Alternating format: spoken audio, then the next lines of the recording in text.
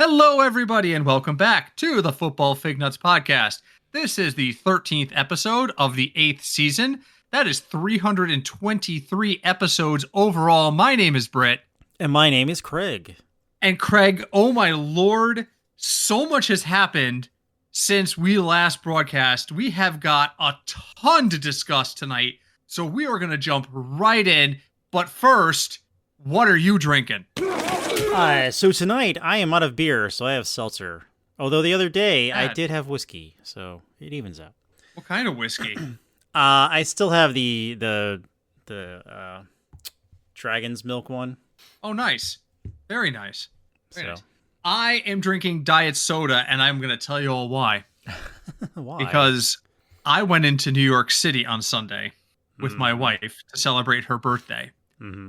We had a lovely lunch at Veselka, which if you've never eaten at the Ukrainian restaurant in Midtown Veselka, you absolutely should. It's amazing. And then we walked about 3 blocks to a place called Craft and Carry. It is a place where you will find beers that you will not find anywhere else.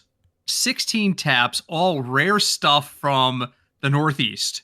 About $100, and 4 beers later, I stumbled out. Because it's New York City. The beers were all like $10 each. I get it. Okay, whatever. But I did promise a shout out to the bartender, Leigh.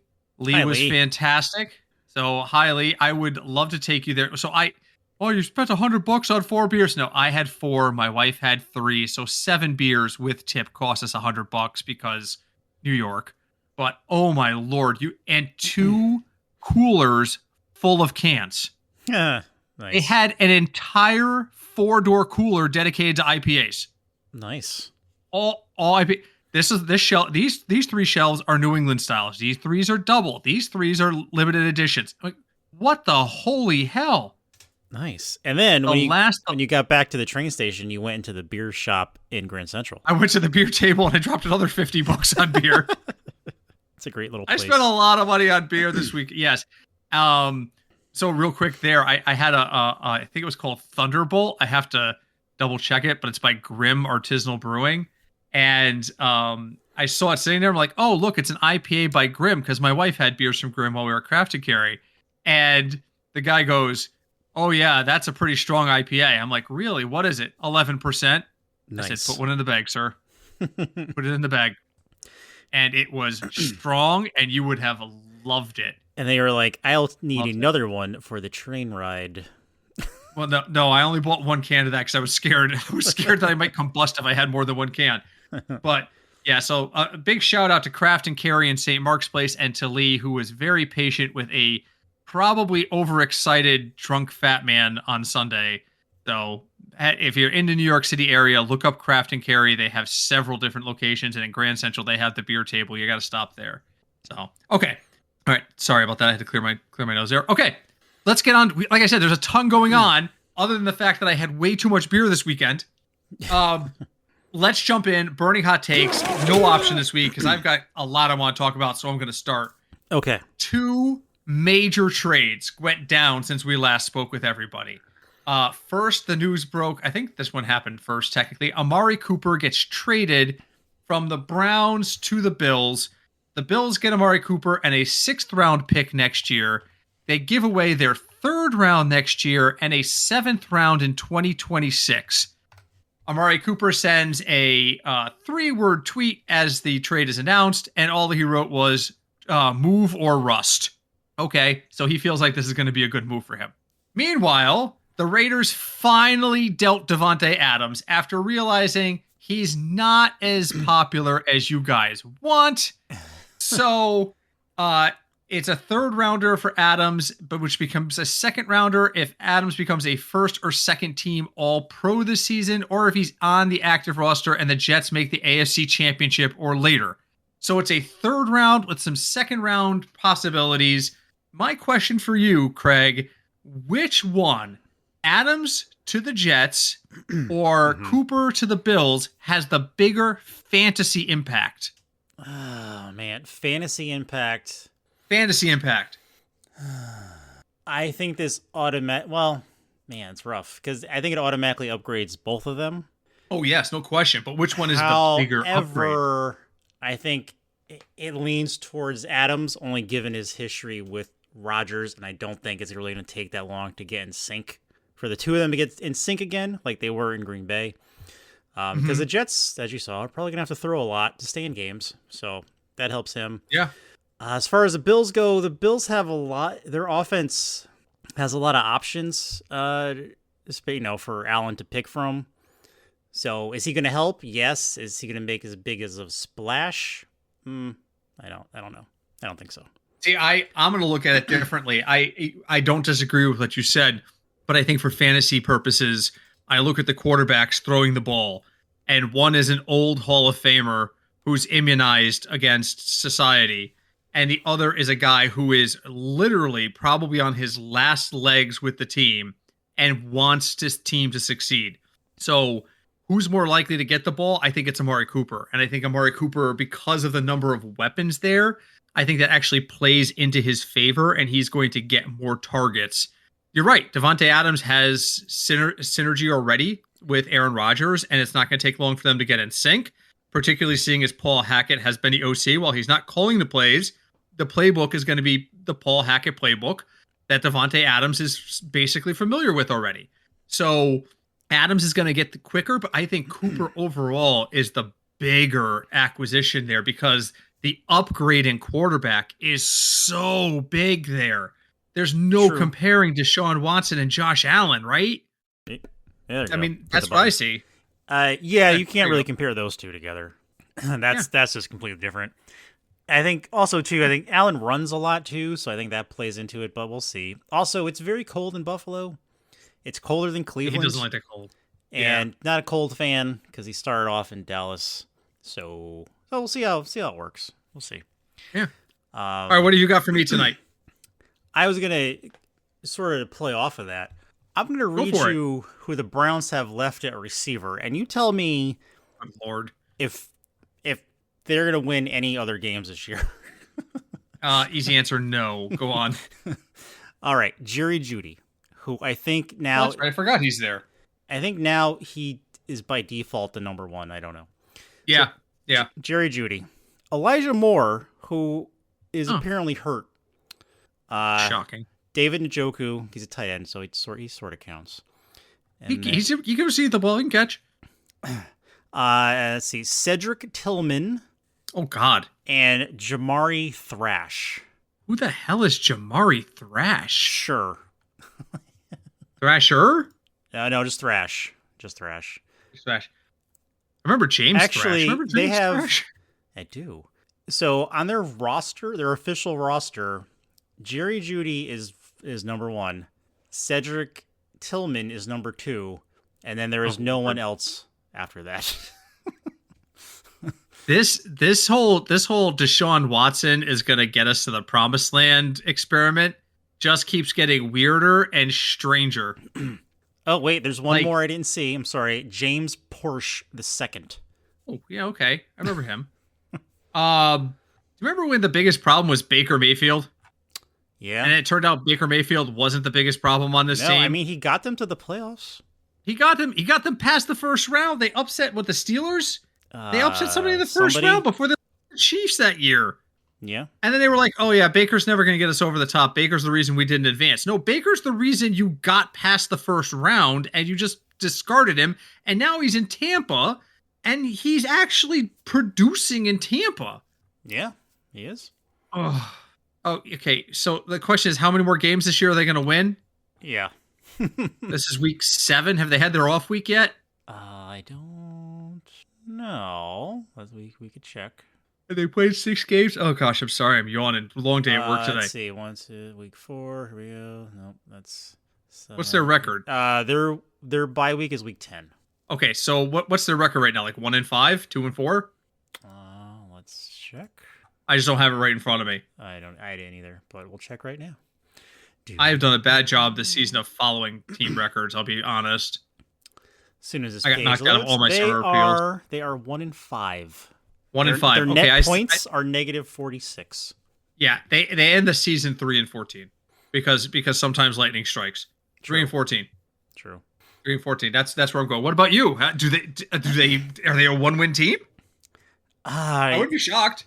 I wouldn't be shocked. I'll give them, what, about the same. I'll give them like 2 more wins. But this team, before anyone says it, I do not hate the Browns, but I've been telling Cinch for a long time, the Browns as an organization are a dumpster fire. And this season proves it. They absolutely are a dumpster fire.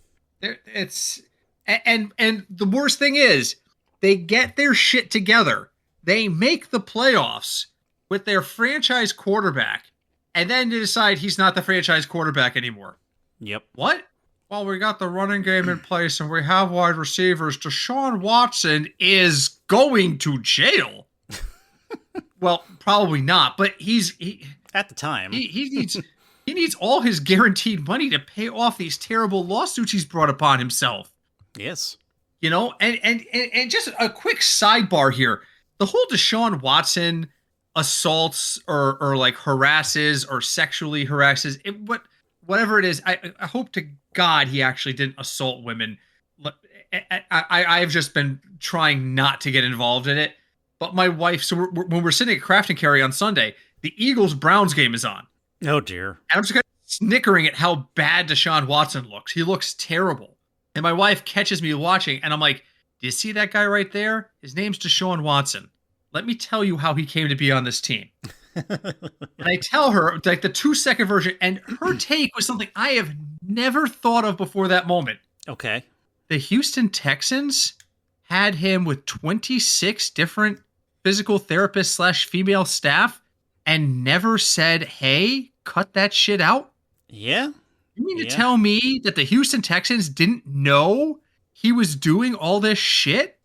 Didn't some of these supposed incidents happen in their facility? Weren't they people brought in by the team? I don't know, or if he hired them through the team. I don't know. But yes, but I mean, I'm sure the Texans knew. I can't say they knew about all of them clearly, but they may not have known about all 26. But there is no way. Right. There were 26 incidents where this guy was inappropriate or assaulted a woman, and the team knew about none of them. Because if they didn't, they would not have moved his ass. I think they moved him after the first allegations came out, but still, it was one of those. Hey, Deshaun, this lawsuit. Oh man, it's nothing. Deshaun, level with us. Are there any others? Couple dozen. What the? Yep. It just blows my mind. Okay, so the Browns are a tire fire at the end. I'm with you there. I absolutely agree. Okay, last burning hot take. Yep. Frank Schwab of Yahoo Sports has updated his list of coaches on the hot seat. And the question now is, who is the second guy to go? Okay. And does that guy make it through the season? All right. By his recollection, the hottest seat in football is Doug Peterson of the Jacksonville Jaguars. For the second straight time, Doug Peterson has walked into a franchise with talent, but no championships, made them better for a year or so, and then shit himself and had a seizure. Doug Peterson, the second one to go? Or, let me toss out a couple more names and see if there's one that appeals more to you. What about Mike McCarthy and them Dallas Cowboys? Yeah. Nick Sirianni and the Eagles, because the Eagles' defense has been absolutely brutally bad. How about Dennis Allen for the New Orleans Saints? They started out 2-0, but since then, they have been getting beaten by the stick. And then lastly, what about Brian Daboll of the New York Giants? Daboll is now 17-22-1. And don't forget, he won 10 of his first 15 games. That's a lie. It was more like 10 of his first 18 games. But still, they have been brutally bad. They're 2-4. There is nothing to look good on the Giants. So who you got? Doug Peterson or the field? And do we get another midseason firing this year? I think we could get a midseason firing this year, but trying to figure out who that would be very, because you don't know what anyone's record is going to be at the end of November. They won't fire. I don't think they'll fire Peterson midseason. No, I don't think he will. Khan keeps saying that he's with him, I guess. But Has he given them the dreaded vote of confidence? he has actually, I think. But Oh no. Jacksonville, I don't know. Jacksonville, I am so disappointed in them. Like, Oh my God. just disappointed. I was expecting so much more from Jacksonville the last 2 years, and their offense, I don't know what the problem is. I don't know, is it the coaching?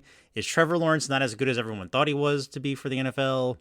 Trevor Lawrence is too chill. There's Travis, no competitive fire. Travis Etienne not the running back we thought he would be. Correct. Does everyone in Jacksonville need to be fired? I don't know, but they're just Yes. they're just so blah. Yeah. Trevor Lawrence is not. You look at the quarterbacks who have been successful in this league, and you see fire and passion out of them in spurts. Patrick Mahomes, I love my Chiefs and I love Patrick Mahomes. He's got to stop doing that thing with his hand, 0.2 seconds after every play, going, give me the next play.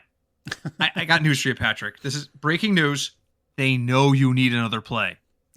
The coaching staff is aware that a play has been completed and that you have another play to run.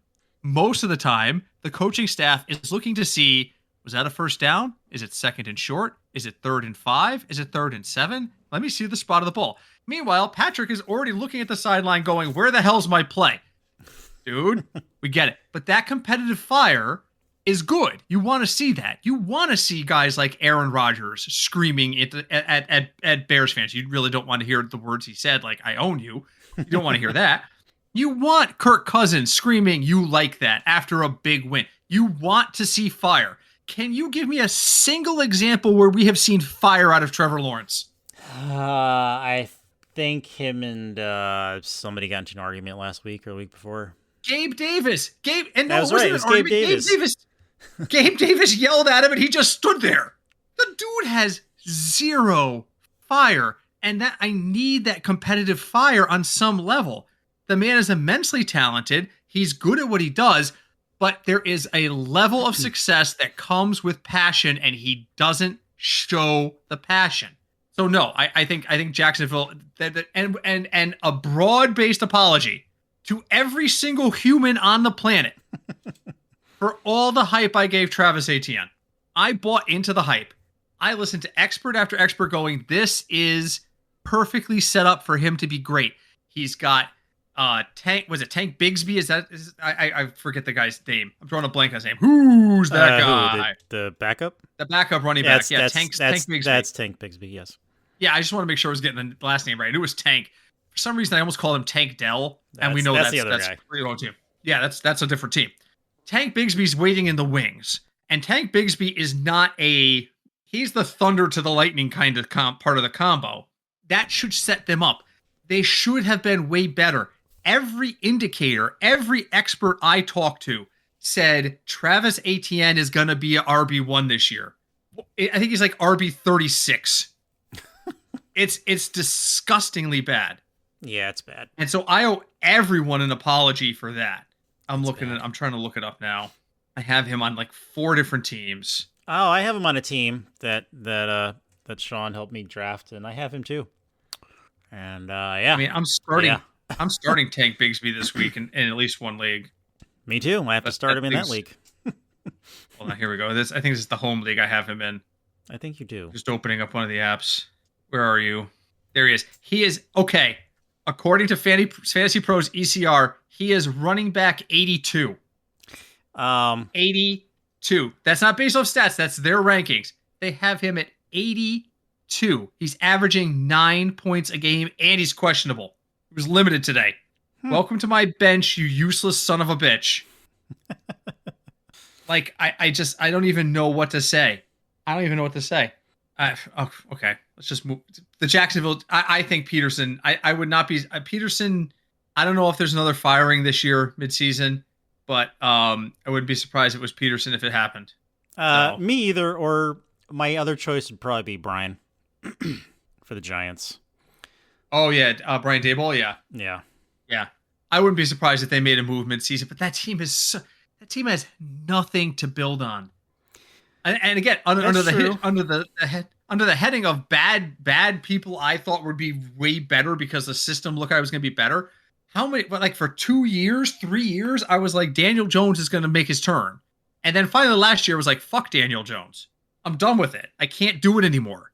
I can't. It was like a bad breakup. I'm like, I can't hype you anymore. All you do is take and take and take. I need a quarterback that gives me points. Yes. And so now the Giants are looking around. They've got nothing. They've got nothing to build on. They've got no cap space. Actually, I don't know that that's true. Time to go to over the cap. Dun, dun, dun, dun. NFL salary cap space. Where are the Giants? Where are you? Because they order it in terms of available, or is that, yeah, they order it in terms of cap space. You know who has the most effective cap space as of this moment? The San Francisco 49ers, and they're pretty freaking good. How convenient is that? The Giants are the 5th worst team in the league. 5th worst? For cap space. They have $3.8 million in available cap space this year. And next year, they have $48 million, which still puts them in the bottom half of the league. It just, guys, it's the Giants are tire fire too. I'm sorry, Steph. Steph's going to be upset to hear that, but it is. It's true. I think she knows. You're going to be upset to hear this, though, because it's time to play America's favorite game. Oh, no. For those of you who have not joined us before, America's favorite game is where I take the overs and the unders, and I take every team with every match rather, where the over-under is under 40 or over 50, because under 40 means there's not a lot of points scored, and that means low fantasy value because, oh God. Wow, I just went through puberty there for a minute. Let's try that again. Under 40 means not a lot of points are scored, and if you don't score points, you typically don't score fantasy points either. Who knew? And over 50 means they're higher. This week, Craig, it is the worst scenario you could possibly ask for. Oh, there's one of each. You get 3 strikes per, yep. Except when there's only a total of 4 answers or less. Okay. And then you only get 3 strikes. That's our standard rule. There are 2 games under 40 and 2 games over 50. Okay. So you only get 3 strikes to get all 4. Oh, boy. So do you want to start with the unders or the overs? Let's go over. All right. So Craig is going to identify there are 2 games. By the way, this week's odds come from, because I change it every week just to make sure he can't cheat, ArizonaCentral.com. Yeah, that's right. Perfect. I literally just put weeks. I just put like week 7 NFL over under, and the first site I can find them on is what I use. I use a different site every week so that Craig can't go, haha, I'll show him. I'm going to go online on DraftKings and get the lines in advance. Haha. No, we don't allow that here. All right, 2 games. 2 games. You wanted the overs first, right? Yes. 2 games. Both games are exactly 51.5. Alrighty. There are 2 games over 50. Over 50. These are games where we should potentially look for targets for value and for production. Give me one of them. All right, let's go Houston at Green Bay. Houston at Green Bay is a 46.5. That is strike 1. Damn. All right. Good guess, though. Let's see. All right, let's go Detroit, Minnesota. Detroit, Minnesota is a 51.5. That is absolutely correct. Listen, both these teams can put up points. Oh my God, did you see what the Lions did to the Cowboys? Yeah. Oh my Lord. I was down in our home league. I was down, and it's like, you have a 22% chance to win. And I'm like, oh, yep. What have I got left? You have Jared Goff. What has he got left? Dak Prescott. And I'm like, oh. At home. Oh, God. No wonder. And I ended up winning the game by 11 because Dak only scored 4 points. It was bad. It was very bad. Did you see them? Very bad. Did you see them walking to the locker room like after the game? No, I didn't actually see it live. It was on the trade. They were walking back to the locker room, led by Jerry Jones, and no one said a word. It was just them walking back to the locker room in the hallway.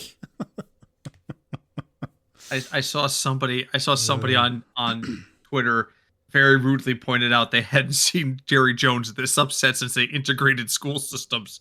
Wow. And yeah, well, Jerry's record ain't exactly stellar business-wise with how he treats certain people, so that don't necessarily look like him.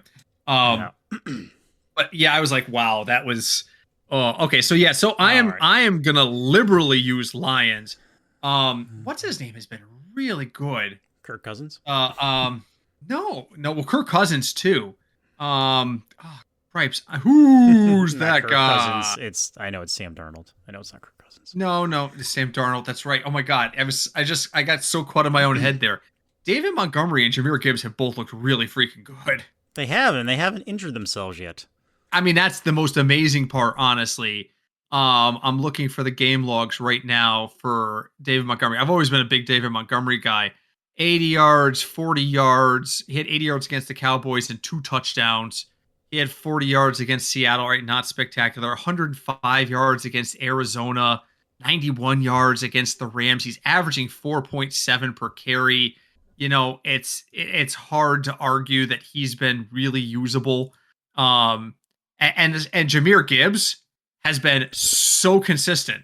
His worst rushing performance was week 1 for 40 yards. He hasn't been under 60 yards since, but he's not getting like the big volume, but he's averaging 5.3 yards a carry. So, the problem with the Lions is that from a fantasy perspective, who do you choose? You go with the Gibbs, who you're probably going to get 50 or 60 yards of and maybe a touchdown, or do you go with the lower floor, higher ceiling guy in David Montgomery? I love the fact that they're kind of using them both. And let me tell you right now, if either one of them goes down to injury at any point during this season, the other one's going to get so much work. Like if Jahmyr Gibbs stubs his toe, you start David Montgomery the next week. You do it. You do. Oh, he's only going to miss 1 week. Perfect. David Montgomery's only got to carry the load for 1 week. That's fantastic. So, all right, yeah. So that's one. All right, what do you got? You got one more on the board. I'm definitely liking the Lions. Let's go Baltimore, Tampa Bay. Baltimore, Tampa Bay is a 49.5. Oh, damn it. So that is strike 2, but that's a really good guess. If I thought I would have guessed that one too, honestly. Oh God, he's used 2 strikes. He's still on the overs. Yeah. Yep. Oh. Who else here? So a lot of these teams are playing bad teams. I was shocked. That this one was a 51.5. I was surprised. All right, let's go because man, Kansas City hasn't really been scoring a lot. Kansas City at San Francisco tends to be a defensive battle too. This is not the first time we've seen this. Yeah, I can see that game being like, I don't know, like 17-12 or something. All right. Not gonna guess Kansas City because they bit me last time because they haven't been scoring as much as previous years. I'm gonna go with an outlier. I'm gonna go Seattle, Atlanta because it's unexpected. Seattle, Atlanta is 49.5. God damn it. Seriously, the two that were so close. All right, so the correct answer now, the correct struck out is, what's that? What is it? Panthers at Commanders. Oh, I'm sorry, what? Is it Panthers at Commanders? It's a 51.5. Look, Jaden Daniels has been doing the freaking job. So they're saying Washington's going to score 40 points. And Carolina's going to score 10. Well, let's see. What's the line? Hold on. What's the actual line there? Where are you? Panthers are +8. Oh, that's right. a 4-point differential off of an even split. So round up to 52 would be 26-26. So that's 30-22. I mean, basically. Yeah. 30-22. Listen, Jaden Daniels has been way better than I expected him to be. He's amazing. He's the best pickup I had in our Dynasty League. Even his completion rate is 75%.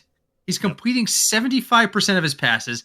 He's already got over 1,400 yards, 6 touchdowns, only 2 picks. He's only had 1 game under 225 yards, and that was week 1 at Tampa. That's it.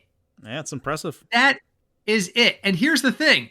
Do you know what their lowest point output of the year is? The fewest points they've scored is 20.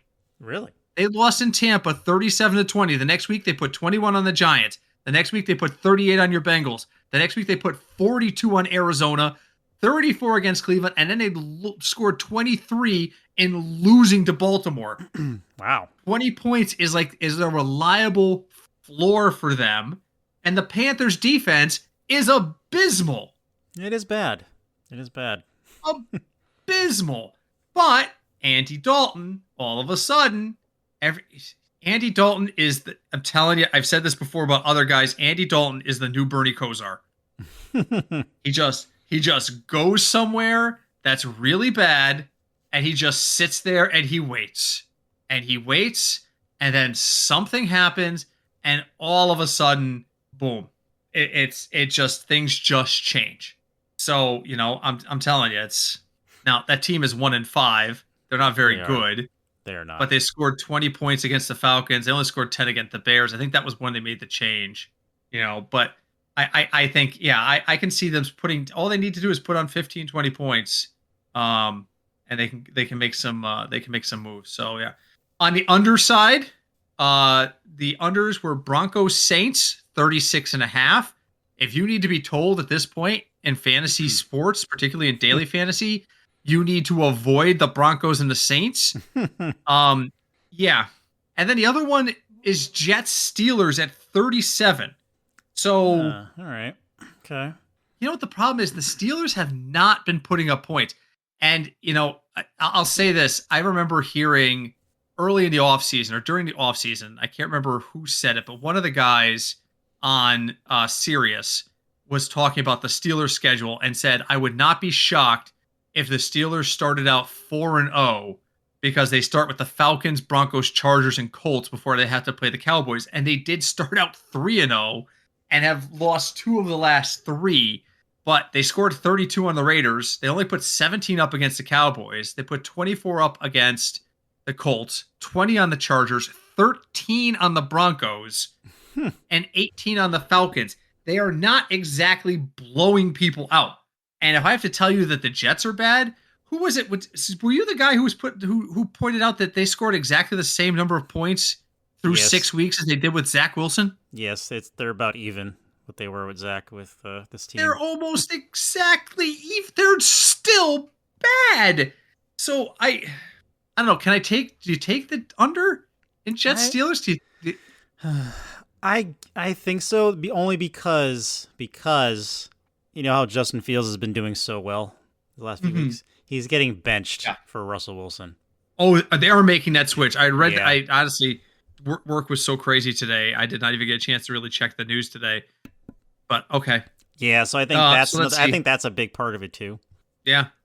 So it's only a 1.5 spread.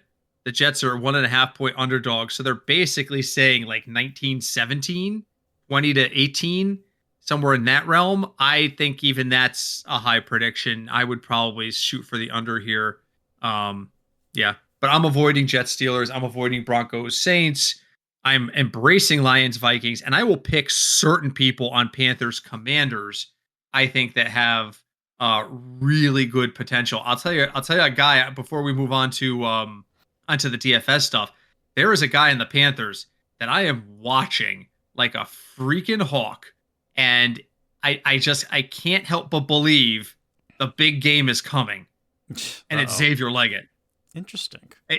I think it's coming. He had against Cincinnati, he was 10 for 66 in a touchdown. He hasn't had more than 42 yards in any other game. Freaking against Chicago, he was 1 for 8 on one target. But I feel like that he was their number one pick. I feel like, and I know Deontay Johnson has been lighting it up. I know, which was no one was more surprised than me to see that Deontay Johnson was like leading their team in receiving, but he's even only been over 100 yards once. It was against Vegas. I think the Xavier Leggett breakout is coming. So I'm stashing him in a lot of places. When Adam Thielen went down, I was like, this is it. You know, there's going to be that move. But so that's a guy in a game where it's going to be high scoring. Panthers Commanders is anticipated to be high scoring. This could be the week that Xavier Leggett finally makes his move. So I'm watching him carefully. Makes sense. All right. I like it. You ready to move on to daily? Of course. All right, daily fantasy, because my voice is starting to go. My God. You hear that? Do I sound creaky to you? Only randomly, but yeah, much better than me. So you're good. Oh, you sound fine. I mean, you've been fine. Don't worry. All right, let's talk about some value plays in fantasy or some people we're looking at. They have drastically clamped down in this week. All the expert predictions I'm seeing are much lower points than we're used to. We're used to seeing a couple guys in the 20s. There's not that many people out there. And the guys that are in 20s are guys that are over 7K. So you're not really getting value. If Jaden Daniels is 7,600, to get to value, he's got to score 24 points, 23 and change. And most sites don't have him there. So you're looking for guys who you think can overplay their projections at a cheaper value. And there's a couple of them out there. The first one is Geno Smith. I'm not going to use it. But Geno's only 5,800, which means he only needs to get to like 18 points to get you some value. 17.8 to be exact. 17.4. And can you get there? Yeah. But the guy I might want to use, ready for this, my sneaky play, is Andy Dalton. He's 5,200. Is he... He needs to get to 15 points. They took him out. Is he starting this week? I hope so. Or are they going back with Bryce? I'm looking to see if there's any update on this. Dalton isn't a premier streaming option, but he makes our list of streaming quarterbacks this week, so they expect him to start. That's for Fantasy Pros. Right. They expect him to play. So he only had 4.7 points against frickin' Chicago. We get it. But in the other 3 games, he was at 16 points or more. So if you think he can get to 16 or 17 points, he's value. And I think he can against a game that maybe end up being a shootout, which isn't what Carolina wants. Carolina does not want shootouts. They want to run the ball and throw the ball to Deontay Johnson. Because Chuba Hubbard's not bad. I mean, he's been doing the work. He's just on a bad team. So. Yes. But I think this could be a big week for Andy Dalton. So I'm going to be using him in a lot of lineups. Who do you like this week? So this week, there's 2 or 3. There's 4 quarterbacks I kind of like, but I'm kind of leaning towards one. 3 quarterbacks I like. The first one I like, he's 6,900, and it's Jordan Love. Looks like he's completely healed from his knee injury when they were in Brazil. Okay. And they have been scoring a lot of points lately. I'm trying to look at his game log. So over the last 3 weeks, he scored 34.2 points, 17 points, and then 26.6 points. And how much is he? 6,900. So he needs basically to get to 21 points for value. And he's playing Houston, and I think he will. I would just pay attention to the weather in Green Bay because they are in Green Bay. But the other 2 quarterbacks that I like, who I honestly thought they would be more expensive, in a game that I think is going to go over 50, is the Detroit-Minnesota game. Jared Goff is 6,500, and Sam Darnold, surprisingly, is 62. I thought both of them would be much more. So I think you'd be okay with either of them as well. So you said there was one you liked above the others. Is it Love? It's Love, depending on the weather in Green Bay. If it's raining or crappy outside, I would switch to the one of the other 2. But so interesting stat. Only in the 6 games this year that Houston has played, they've given up 21 points or more on 3 occasions. Actually, they've only held an opponent under 20 once. Interesting. And that was the Bears. They won that game 19-13. They gave up 27 to the Colts in a win. They gave up 34 to the Viking in a loss. They gave up 20 to the Jaguars in a win. They gave up 20 to the Bills in a win. They gave up 21 points last week to the Patriots. I was about to sit there and argue with you that you couldn't take Jordan Love because the Texans defense was going to be stingy. And here I am looking, and they're giving up 2 to 3 touchdowns every game except against the Bears. And that's not shocking. No. That's not shocking that they would, the Bears would score 13 is not shocking at all. Is there team stats here? Where are the team stats? Points against 22.5, tied for 15th. What's their defensive stats look like? Here we go. Let's take a quick look at this. They're giving up 277 yards per game. So that's interesting. They're 3rd in the league in yards allowed per game. Okay. But they're giving up a lot of points in a year that's not a lot of great scoring. They've only given up 163 yards passing per game. But when I go to points, they plummet. Where are they? Oh my God, they're mid-pack. Yeah, I said 15th. Yeah. So they're not giving up a ton of yards, but they're giving up points. So Jordan Love makes a lot of sense when you put it in that perspective. I like that. I like that pick a lot. All right. Running backs. there are no good value plays at running backs. DraftKings always prices up its running backs. Bijan Robinson, 7,100, but he might be worth it against Seattle at home. You mentioned Chuba Hubbard. He's only 6,500, but I don't think he's going to get to the 19.5 points you need to get value out of him. So I'm looking for some cheaper options with bigger upside. Mm-hmm. And I don't want to use this guy. I really don't want to use this guy. The name I keep looking at is Kareem Hunt. I really don't want to use him. I don't know how ingrained in the system he is. You know what? Then I'm going to go with a mid-range. I'm going to go mid-range, and I'm going to go David Montgomery at 6,600. All right. Not bad. I'm not going to save money. Here. Brian Robinson Jr. practiced today. If Brian Robinson has a big game, which is possible but not likely, I'm probably going to go mid-range. 6,600 for Montgomery and 6,400 for Brian Robinson is where I'm at.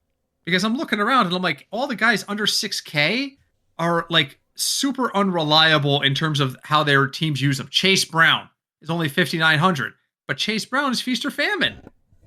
Alexander Madison, it's Vegas. He's bad.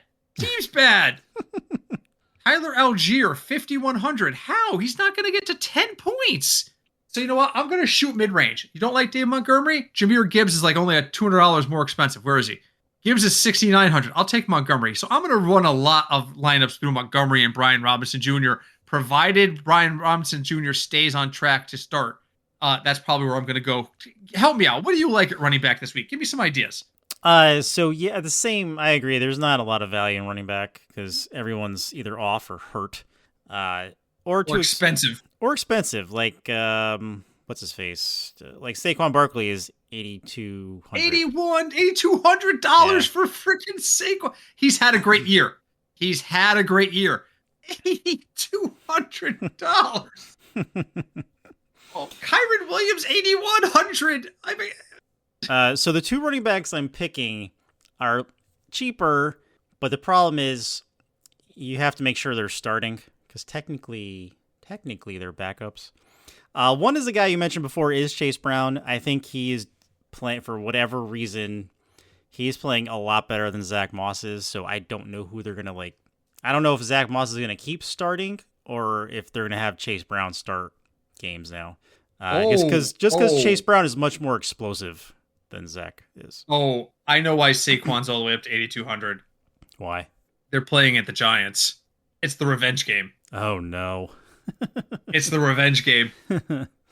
Yeah, and he had an off week last week. He didn't do a lot against Cleveland. Well, they didn't need him to do a lot against Cleveland. So, yeah. You know, and can we just really quickly, so he's the most expensive guy on the board. Kyron Williams is number 2. Mm-hmm. Kyron Williams has very quietly had a fantastic year so far. He's number 4 in running backs in fantasy. Oh. And his worst game has been 12.9 points, and he's got a game of 30 plus. I mean, he's got a touchdown in every game. And that's really all you really need from running back. Yeah, give me 50 yards and a touchdown every week, and I'll be thrilled. The problem, 8,100 is just too much for me to bank on.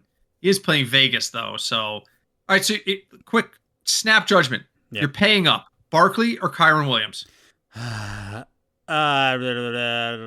Revenge or touchdowns? Touchdowns. Touchdowns, take Kyron Williams. Okay. All right, wide receiver. Because believe it or not, we're running out of time. Again, not tremendous options here. I've seen experts push Juju Smith-Schuster. Oh, Lord. Why? Because he's only $4,000. Oh. That's $4,000 I would rather spend on, all right, Noah Brown. Yeah, Noah Brown. I would rather have him. There's no way. There's no way. I will never trust Juju again, which means he's probably going to be tremendously owned. Not a lot of great value picks. So again, I'm probably going to try to go mid-range. I love Deontay Johnson at 6,600, provided he plays. He's still questionable. He's been playing through that injury. What the hell is it? An ankle or something? I forget what it is. He's questionable. Ankle. Yeah, it's an ankle injury. He's been playing through the ankle injury. But Drake London, 6,900. That's not bad either. I like that one a great deal. But yeah, I'm just not seeing the guys that scream to me use me at like the $5,000 mark. So I'm probably going to just focus on like the mid-range guys. Jamison Williams is 6K. I mean, he led Yeah. the team in receiving last week. His last 2 games have been stellar. He's only had one bad game. It was against Arizona. Other than that, he has been over 15 points, or 12, at least 12 points in every other game. He's only 6K. So I'm probably looking at a real balanced attack this week in DFS, where my running backs and my wide receivers are probably going to be guys mid-range. I'm going to try to stay under $6,000 or right around $6,000 for each. So who do you like this week? Who's appealing to you? So this week, again, depends on the weather for two of them. One is Tank Dell, because right now he is the number one. Well, I mean, Stephon Diggs is there, but Stephon Diggs is like... Diggs has been too quiet. He's like the streak long pass guy.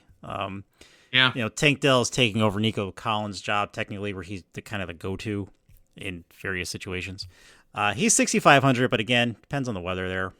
I do like Terry McLaurin for 6,800 against Carolina, but I think depending on the other people you pick, I think the like kind of anchor player I'm going to go with this week is Amon-Ra St. Brown. He is 8,300. He is expensive. I know that, but if you look at his games, he scored. Let's see, 25. This is going from week 1 to now. So week 1 was bad against the Rams. He only scored like 4 points. Then after that, it's been 25.9, 20.5, 20.8, and then last week he was off, and then last week he was 13.7. I still think that's going to be a high-scoring game, and I think he has potential to have a really good game. And I recently just found out from his commercial that he's fluent in German, and he's half German. Really? Yes. There's a factoid. Yes. I was pushing Xavier Leggett before. Can I use Xavier Leggett at 5,100? I think so. I think you could. I might. Because then you'll save room for your flex spot, I think. Or maybe I use him in the flex spot to offset what I'm using at running back and wide receiver. Yeah, there you go. Because I got bad news for you all right now. There ain't no value at freaking tight end either. Like, there's just none. There's none. You know who I'm going to use this week at tight end? You're going to laugh your ass off at me. I love Zach Ertz at 3,900. He has been very quietly having a very average year for tight ends. Let's see, he's technically tight end 12. Or tight end, it says he's tight end 20, but I don't think that's right. He's averaging about 7 or 8 points per game. And again, Carolina, that's a game where they're going to have to move the ball. At 3,900, the question is, can he get to 10 points? If he gets in the end zone once, he can. And I mean, my other options are Brock Bowers. I don't trust the Vegas offense at all. They can't figure out what quarterback they want to use, let alone what direction they want to go. Kittle's too expensive. Kelsey's too expensive. Dalton Schultz is too inconsistent. Same thing with Kyle Pitts. I mean, you could say David Njoku at 4,100 is an option, but it really depends on what Cleveland decides to do with the ball. I mean, now that Cooper's gone, do they use Njoku more, or do they go in a different direction? I don't know. So I'm probably going to ride with Zach Ertz this week and hope that we get a really solid game out of him. I don't know. I don't know what to make a tight end. Help me out. What am I doing with tight end this week? So for me, I'm trying to go cheap on tight end. Because again, you can't spend a lot at all. Yeah. I kind of do the same game. The Carolina Washington game. I do like what's his first name? Jatavon Sanders, their tight end. How do you pronounce his name? Jatavian? Jatavon. It's only 2,900. He's only 2,900. He had 7 targets for 49 yards last week. I think because of the type of team that they are, and again, I think tight ends are everyone's go-to. So I think they're going to use him more going forward, and right now he's only $2,900 because everyone else is too expensive. And the reason why he's only 2,900 after having 5 for 49 on 7 targets is because that's the only game he's had over 3 fantasy points this year. He has not been getting targets, but the last 2 weeks, to Craig just said, 7 targets against Atlanta, 5 targets the week before against Chicago. His target share has increased since Andy Dalton took over the role. So is that a trend, or was it a one-off? At $2,900, it might be worthwhile to try it. I kind of like that too. I might have to steal that from you. I'll be keeping an eye on you, Mr. Sanders. Flex, just whatever you got left. Take your best available. That's the place you're going to use whatever your best available is. Yep. Defensively, I'm going to have to go cheap if I'm going defensively. So I'm looking at, can I use the Giants at 2,500? In a division Probably game? not. I'm using, because of who else I picked, the Colts are playing the hapless Dolphins. They're $3,200 though, but they're playing the Dolphins, and the Dolphins are a shell over-under of a team that they used to be. What's the over-under in that game? That should be a dead game. Dolphins at Colts is 42.5? I would put Neither team can get their offense together. I would have put that at 40. I don't know. Yeah, is Falco still the quarterback? Yeah, I don't even know who the quarterback is anymore. I know Anthony Richardson's still in Indiana. Who's quarterbacking for the Dolphins? I don't know. I haven't the faintest freaking clue. It has been another revolving door situation. Is it still Snoop? Where's the depth chart? Hold on. Tyler Huntley. Yeah, good old Tyler. Tyler Huntley is going to make the start this week. Journeyman. And again, this team has so many weapons. And don't get me started on Devon A-Chain. Another guy I was big on this year. I'm like, I think he's going to pull his shit together. He's going to have a decent year. Raheem Mostert's going to miss like the first 4 or 5 games. A-Chain is supposedly practicing. I don't know that he's fully cleared the protocol. That becomes another situation like the Lions, where you're gonna have to trust your gut. It could be either one of them on either day. But yeah, the problem with that team is their quarterback. I said it last week, and I'll say it again. They've got no quarterback. So Tua is officially on the IR. When did that happen? 2 weeks ago, I think. Tua is expected to play again during this season, according to Ian Rappaport. Are you kidding? I hope not. Oh, that poor kid. In all seriousness, I really hope he doesn't. Yeah, I completely agree. Take your money, take your guaranteed money, and just go. I completely agree. But believe it or not, Craig, we are actually over time, so we got to wrap this up. What's your final thought going into Week 7? Final thought on Week 7 is never trade with Cinch again. He's a con man. He's a con artist. He traded me someone who now needs knee surgery, will end their season. I want compensation. I will be speaking to league lawyers and other owners about this going forward. Does lemon law apply here in Connecticut? I mean, after this trade, it's going to apply in our league. you might have a case under lemon law. I don't know. My advice or my closing thought this week is this season has been unpredictable, is putting it mildly. There's a lot of guys that we thought were going to be really, really good. I'm just looking. Hold on a second. Let me see here. I'm looking for. Okay, I was just looking to see if I could take a look at rest of seasons or first half of the season stats. Yep. And I can't find it very easily. Unfortunately, I decided to do it on the fly. All rankings. Gosh, why would this be hard to find? I don't know. They're your files. You look at guys that we thought were going to be really good. Breece Hall is out of the top 10 in terms of overall rest of season stats. Maybe Devontae Adams will help that. We'll see. Yeah, I mean, Tyreek Hill has plummeted because of the injury to Tua. Jonathan Taylor and James Cook are on the way down. Mike Evans is on the way down in terms of what people were expecting for the rest of the year. Let me see if I can sort here.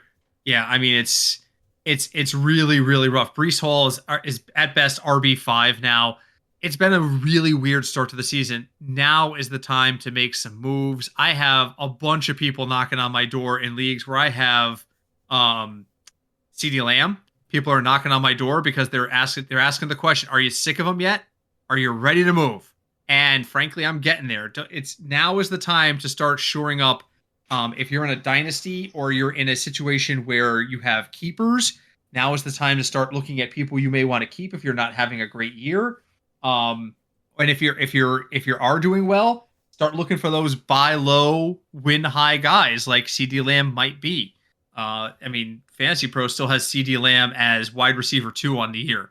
I don't think that's going to happen. That's not going to happen. At this rate, That's, it's not going to happen. At this rate, it's not going to happen. So now is the time to look and see if there's trades you can make to bolster your team. Or if you're like me in a couple of leagues, I'm 0-6. And so it's time to get ready for next year. So we'll be looking at those leagues too.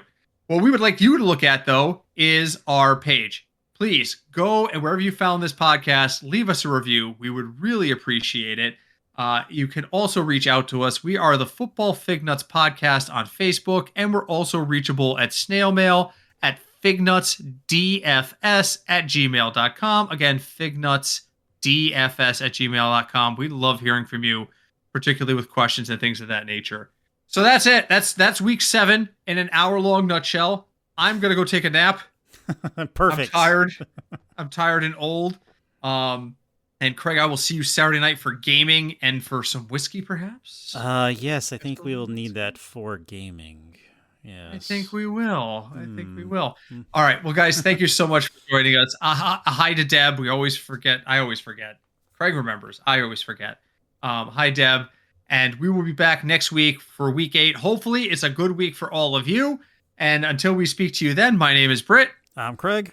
And we are the Football Fignuts Podcast.